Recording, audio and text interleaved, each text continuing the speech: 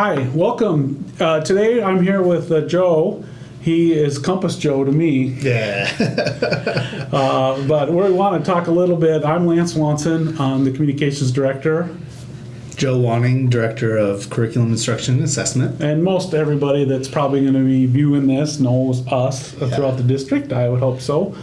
But I do think that we've been talking about using some video and doing some stuff for a while, and we're just going to sit down and do it. We're just going to get it done. And we wanted to, I think, talk about the Cardinal Compass, which is a wonderful topic, I think, to kick off some video series, if you will. And there's just a lot there. So we're probably going to just kind of start with the beginning, where we've kind of come from, where we're at, where we're kind of what the vision is, and then we'll get into more nuts and bolts as they unfold. Yeah. And we feel needed. What do you think? Yeah, that'd be great.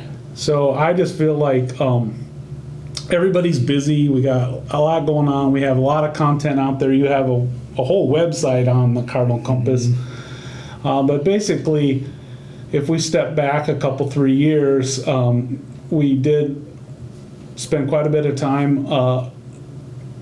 Basically, we did a whole review of our curriculum. Yes. That was before you even came. It was. Right? It was. And then from that, obviously, we picked new curriculum based upon a bunch of feedback, a bunch of research, a bunch of visits, and all this jazz. Mm-hmm. Everybody kind of knows that story, but I think it does set the stage for the curriculum work that you did last year, and your background, which is huge into it, and then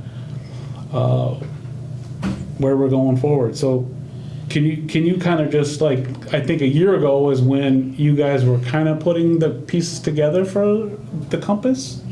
Yeah, it really started for us right at the beginning of last year, Lance. We had kind of noticed as a team maybe a little lack of clarity in what effective practices look like across the district, and kind of lacking that common language across the district on what we know about good instruction and what should be happening in our classrooms every day.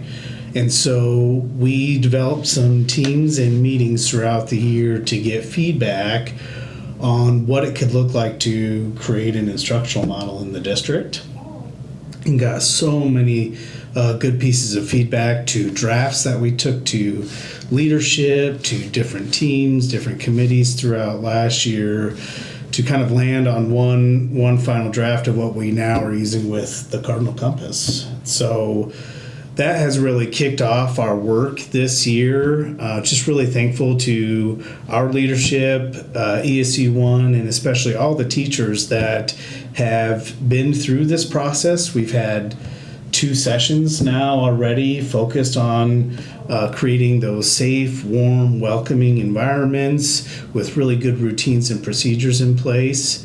And look forward to ending the year with a focus on those learning targets, success criteria, and lesson planning. Right. So you guys have kind of identified what really having the curriculum is one piece, but how it's trained, delivered, the whole thing really does matter. It's more than just handing out the books. Yeah, I guess. Yeah, we've really tried to start that what we call an installation process. When you get a new curriculum, there's always a process you should go through in enhancing that core curriculum to really fit the needs of your teachers, of your students here in your districts. And so we've had teams at the elementary where they've really been working to incorporate the science of reading, teaching, and learning into slides. We have a Spanish department going through the same installation right now, where we're identifying what supplemental resources do we need for our new curriculum. And so through that process, being able to develop what we call playbooks, so that everybody, again, go back to clarity, everybody's really clear on what it looks like to implement this curriculum. So. Right. And how I love how you talk about those other departments, if you will, and how that meshes together, how that dovetails, or how it layers, maybe is a better word, because it does matter, doesn't it? It just really can be confusing to a child that does change. So the child goes from classroom to classroom. They might go year to year. They might get different teachers. But even though each teacher brings their own personality and approach, there's room to do that yet. Yeah, absolutely. But yet, it still is going to be so we're not doubling up. We don't have the time with our kids to waste it.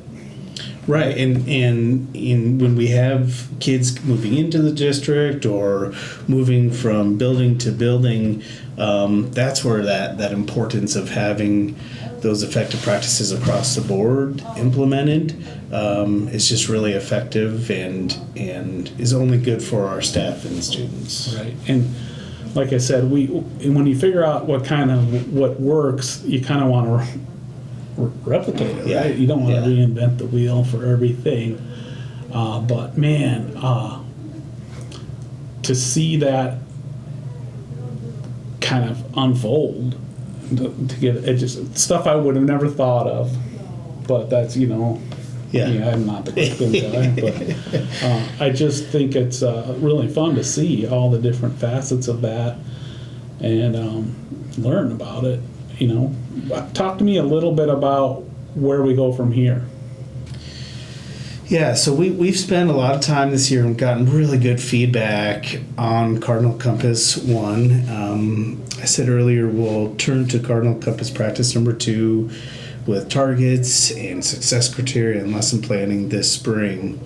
And really the goal and the feedback from all of our staff was spend this year focus on what it takes to get those foundational pieces in place. Before we ever get into the teaching practices, we have to have those relationships with students. We have to know and be prepared for what we're going to teach.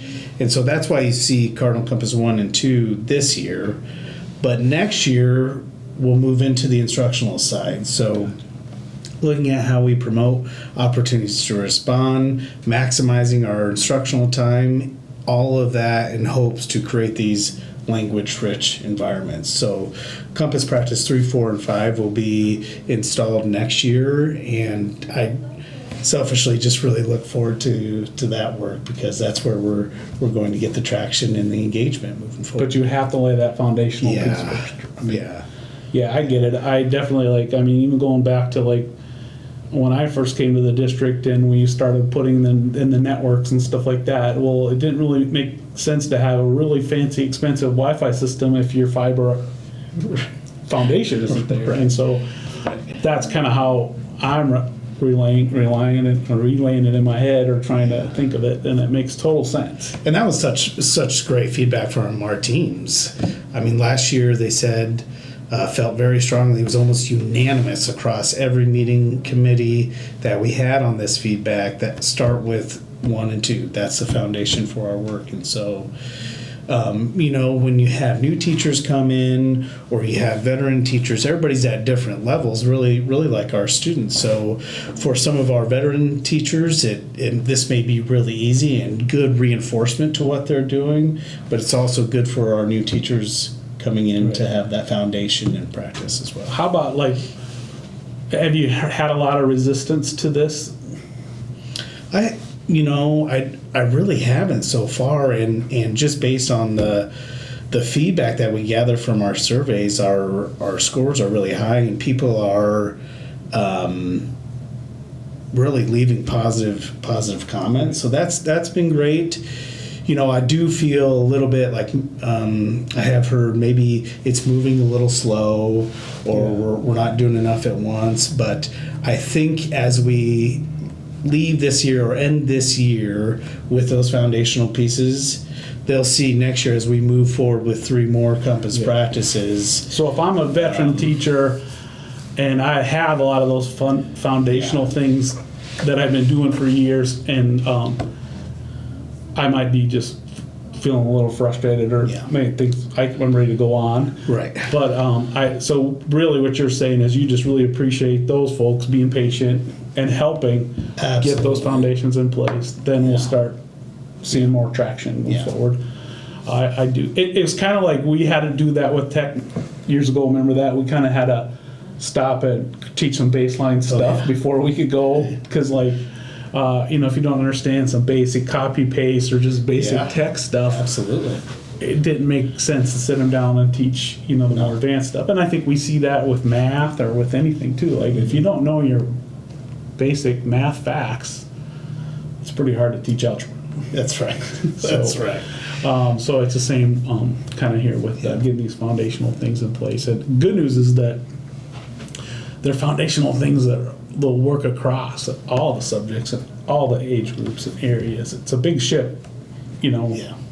And so we do appreciate everybody kind of coming up, being patient, coming on board and doing that together. And what am I missing? What are we leaving out? Anything we want to talk about?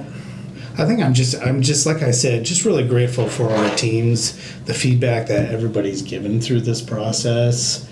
And for me, again, I think I said earlier, just really excited for next year as we make the shift into the instructional practices.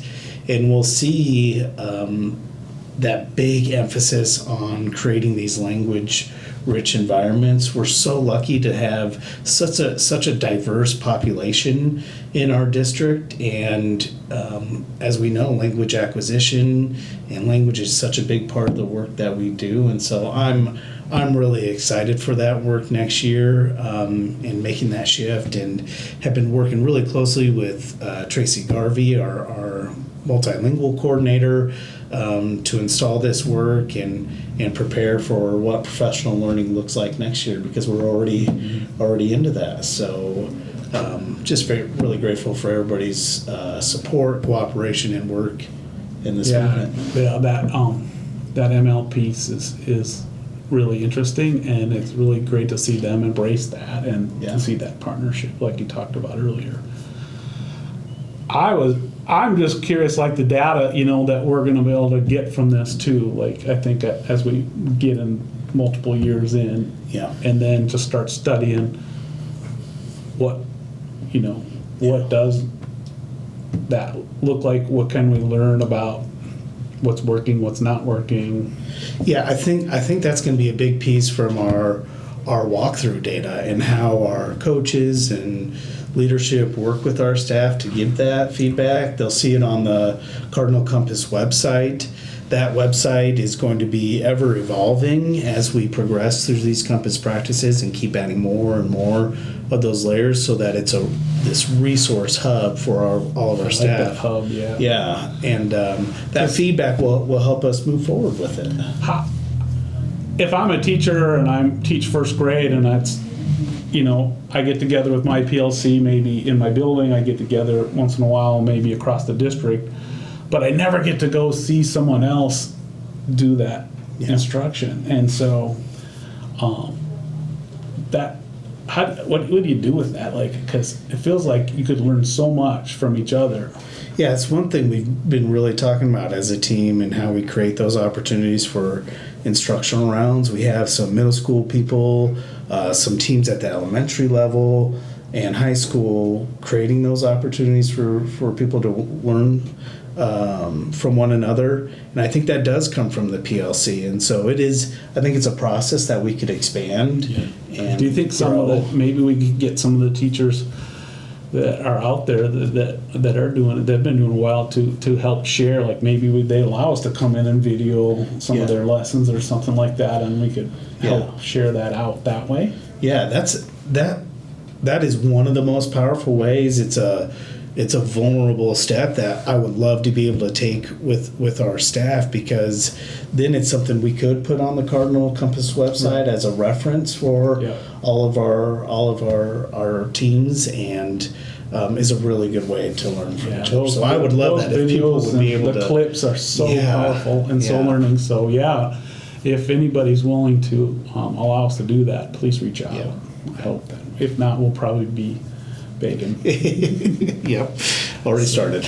Oh yeah, good. You're way ahead of me. All right, well, I think that we've got plenty of talked about quite a bit today to kick it off, and we'll come back in another next edition of this and kind of follow up and or maybe talk about some special instances or some details of Okay. this. Yeah, How's that'd that be great. sound? I appreciate it. Yeah, we Lance.